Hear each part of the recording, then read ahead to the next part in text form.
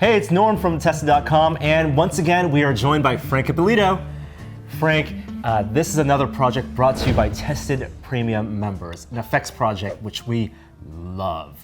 They're fun. Now, in the past, we've shown a basic mold making, a simple dump mold.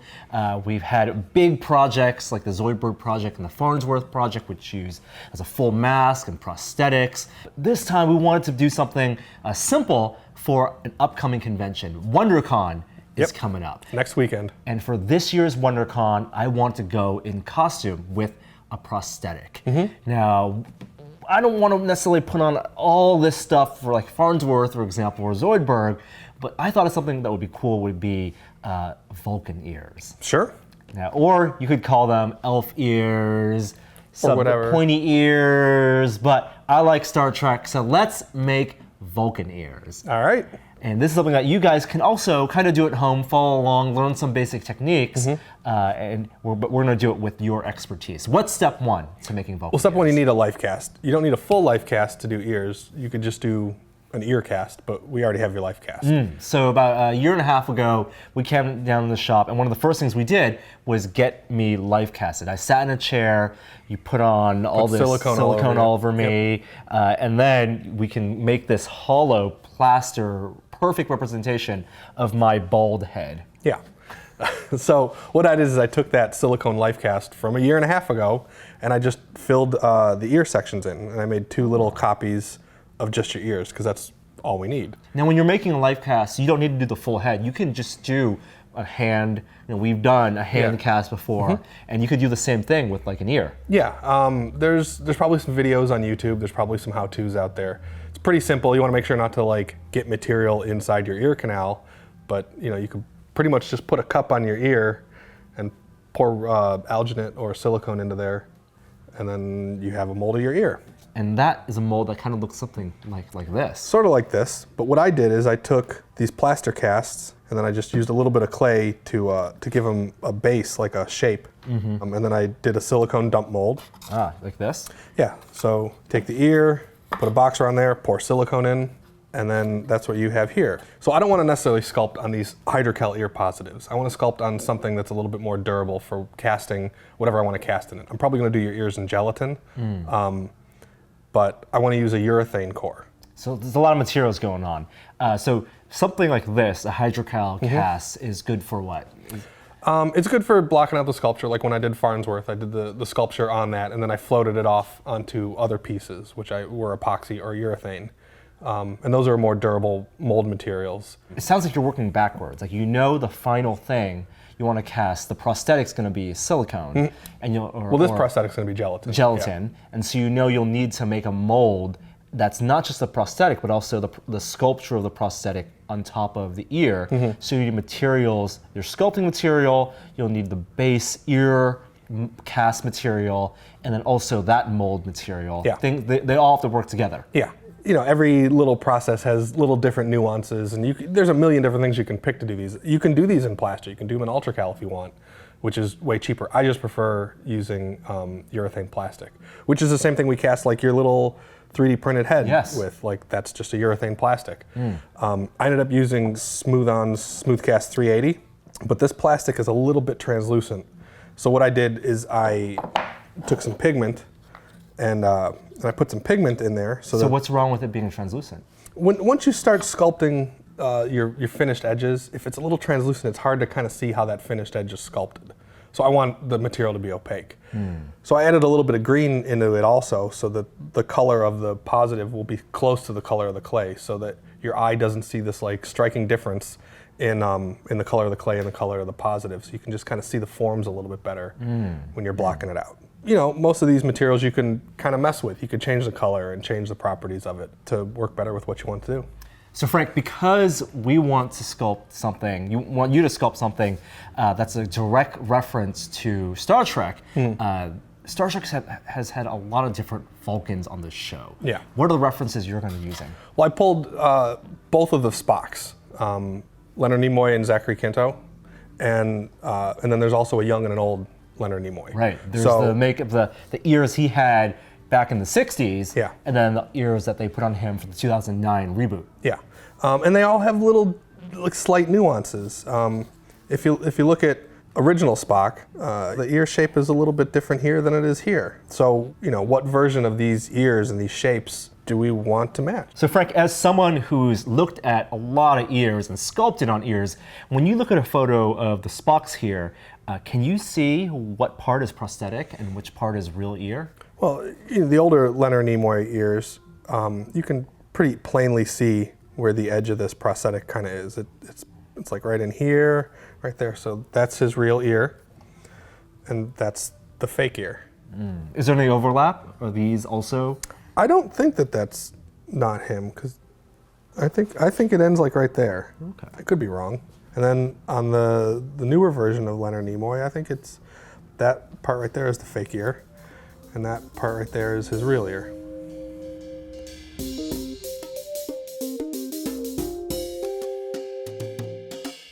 All right, Frank, before we get started, let's talk about materials again. Sure. What are you using to sculpt on top of the ears? I'm using this clay, which is Chavant Medium NSP. NSP stands for non-sulfur plastiline. And what's the process of getting this clay ready? I have a toaster oven that is on its lowest setting, and that just kind of keeps the clay a little bit soft. And then when this clay, is it going to harden over time, and then you can then just mold directly on that, or is it like Sculpey that you need to bake afterward?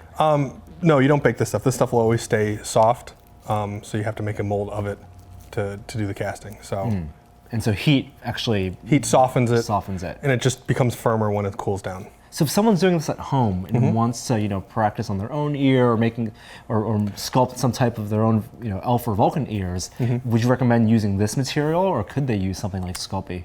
Well, I mean, once you have an ear cast, you can use any clay you want. You can use monster clay, you can use Sculpey, you can use Chavant, you can use Roma, you can use, you know, there's all kinds of clays out there. This just happens to be the one that I kind of like. All right. Well, I'll let you get started. And we talked a little bit about the direction we want to go in. You have the reference material for all three of the Spocks in recent memory. And I guess we'll let you get started. Cool, thanks.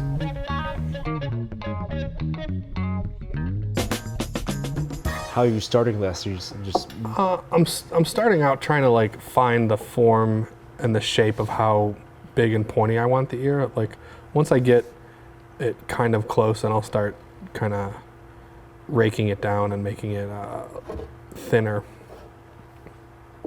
But I just want to get that like swoop just right. You know, I don't want it to be too tall and too pointy.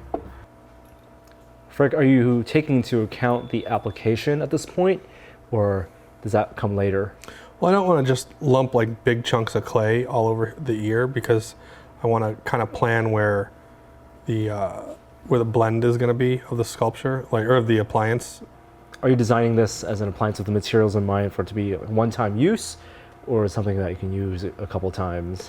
You know, most times you're making prosthetics, they're one-time use. I mean, there's a way to make them sort of used multiple times, but you end up ruining your blending edge after the first time you use it. So it's best to make a new one every time. Now, because you're doing both the left and right ear, are you just sculpting one side to your satisfaction and then copying? Yeah, because I want to get the size about the same. Like I think if I was called to do Spock's ears, I would probably sculpt this on your head cast, so I could make sure that they, you know, the same like height and angle and like everything else. But I mean, I can kind of estimate all of that. You know, I could look at where the bottom of your lobe is, and then as long as you know they kind of mirror each other, then we're close enough. You know, I don't think that we're going to be able to notice any minuscule differences if it's a tiny bit off.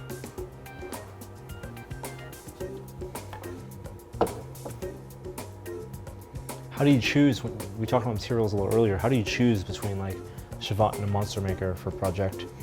You know, I like using Chavant a little bit more for prosthetics. Just, you know, like when I started learning how to sculpt in clay, the first thing I used was Roma Plastilina.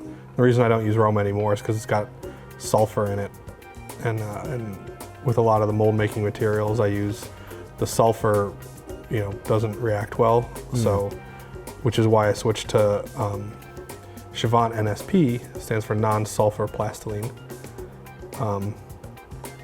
And then this is what I used for a long, long time, and it's only, the past handful of years that monster clay has kind of become what it is, and it's a good clay for different kinds of things. But for whatever reason, just maybe because this is what I've used for prosthetics for so long, I'm just maybe a little faster, maybe it's a little easier, but there's nothing wrong with using it. It's just this is what I'm used to for this specific task.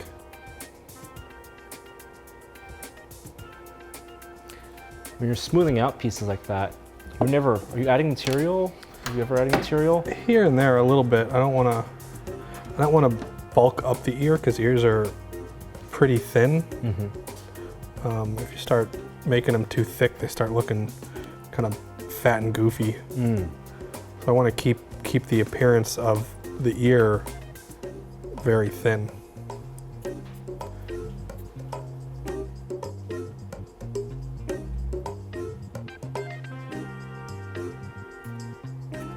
Yeah. I think that looks great. I'm really happy with the definition that here. Little shape. Yeah, the little shape here. I think goes a long way. Gives it a little character. Yep.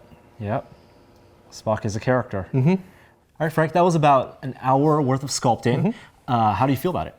I think I'm pretty close. I got a little bit of fiddling to do yet, and add a little bit of a breakup of texture just to kind of match the texture of your ear. Let's take a look at these ears you've sculpted. Now, this is the second one you did, and you match, first of all, the cast of this to the clay really well. It looks like it's one piece. Yeah. And we were talking about how you're always taking into consideration the weight of the prosthetic, how it's going to be applied. How do you feel about that? Where are the points of application? Where is it? I think the top edge is like right around here. Okay. And then it'll tuck down in your ear there, and then it ends right over here. And that's where people mostly see when you buy like a Halloween, Vulcan ear. You always see that line right there between the plastic and the real ear, person's ear. So we'll still see my real lobes, and then in the application, you'll have to blend that in. Yeah, well, because these are custom made on your ears, that blending edge will be in the right place and it'll fit correctly. Very nice. What's the next step? Next step is just to texture these things and then make a mold. I'm just gonna basically make a silicone dump mold on this. Build a little box again. The whole ear? Yeah, but just take this, put a foam core box around there, fill it with silicone. So once you have that silicone mold of this thing, how do you get just the prosthetic out of that? You gotta clean this clay out of it, and then wherever this clay was is gonna now be taken up with gelatin. So you just pour in molten gelatin, then push in this little urethane positive, and that'll fill in the shape. So this ear, my ear, is going to be the core, and then what you're going to get out of that is just a little piece of gelatin tip. I can't wait to see that. And we'll be putting it on at WonderCon. Let's head to WonderCon right now. Okay. So we're here at WonderCon. Frank, you got sick at Monsterpalooza. I know you're not feeling great, but you still managed to make these ears. Pulled through. Yeah. So what do we have? So I have castings of your ears. This is the first set that I ran. Typically when I run an appliance, I try and think about where on the body that's going to be. Like things like noses and ears are typically more red. So I was thinking, the kind of redness that's on your fingertips, the pads, would be about the right place to go. But then I decided to run another set that was more flesh toned, and either one of these will work fine. If I put the red ones on, I have to paint a little bit more of the flesh tone into it. If I put the flesh tone ones on, I have to paint a little bit more of the reds into it. And in the Hollywood effects business, is one preferred for production? It's going to depend on how it's filmed, what lighting conditions it's on. I think I'm going to use the flesh tone ones for this and then paint the reds in. I think that'll work best in the natural light out there and the way that things are photographed.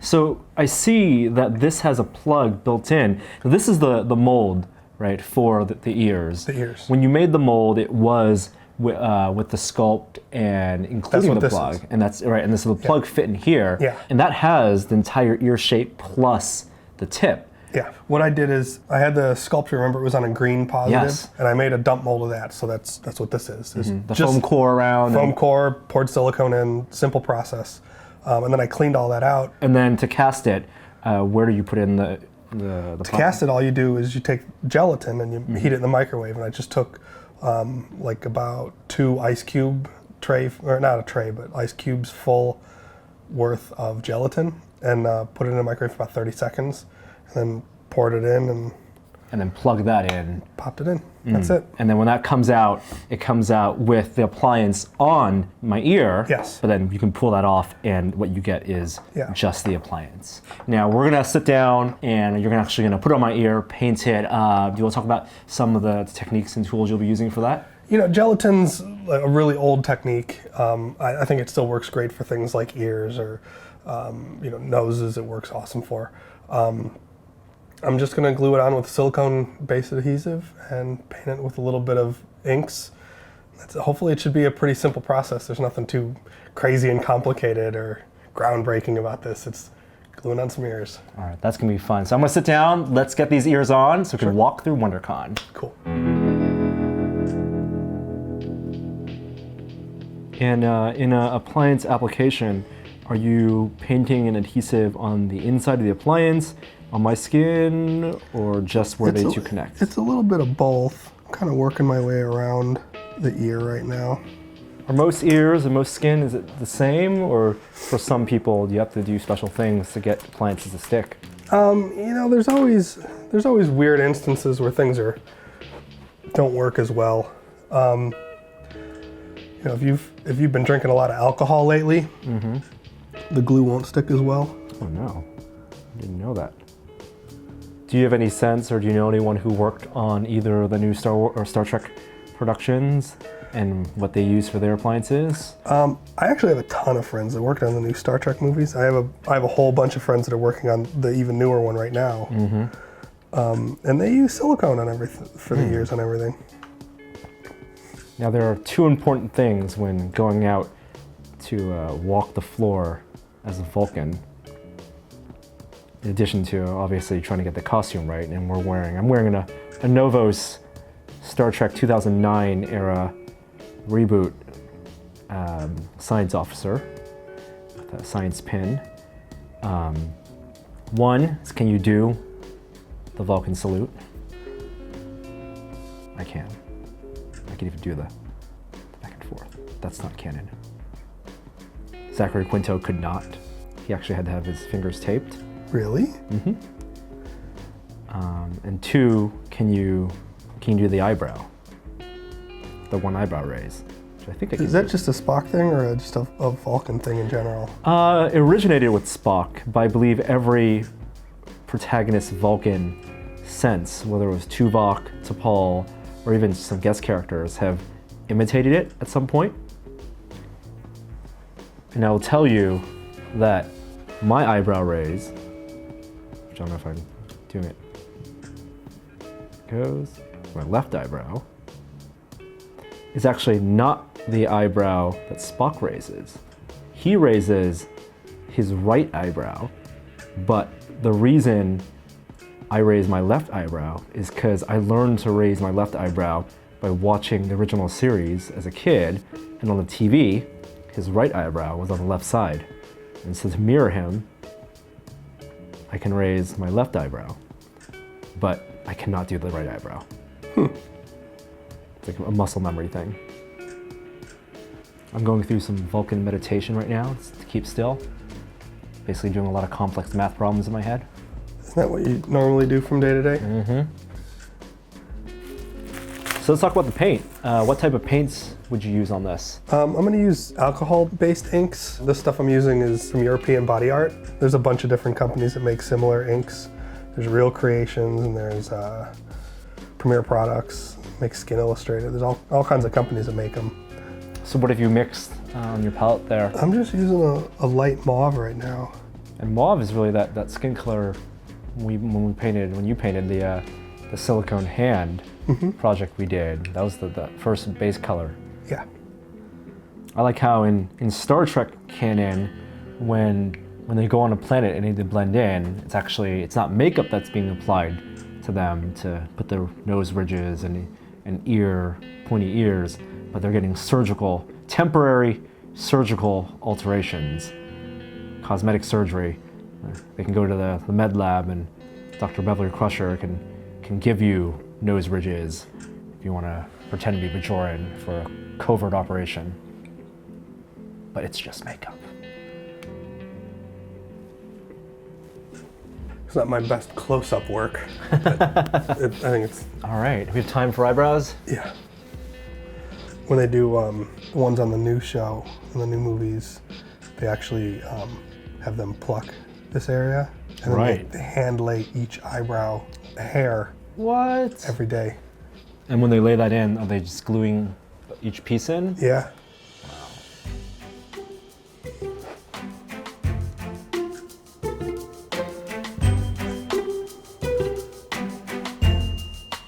Frank, I just looked in the mirror and this looks fantastic. Cool. Are you happy with them? I'm pretty happy. I mean, like every makeup artist, I would like to tweak little things, but Yeah. you know, I think I'm pretty happy with it. And the techniques you use to build this, you know, from the life casting to the sculpting to making the mold and casting stuff, it's all stuff we've shown before. Yeah, it's all super simple processes. It's all just a buildup of the simple processes, and then with practice, that's how you can get something looking film ready. Yeah. That's awesome. Thank you so much, Frank. We're gonna walk the floor with this at WonderCon. Until then, find more content on tested.com, subscribe to our YouTube channel, but we see you guys on the show floor.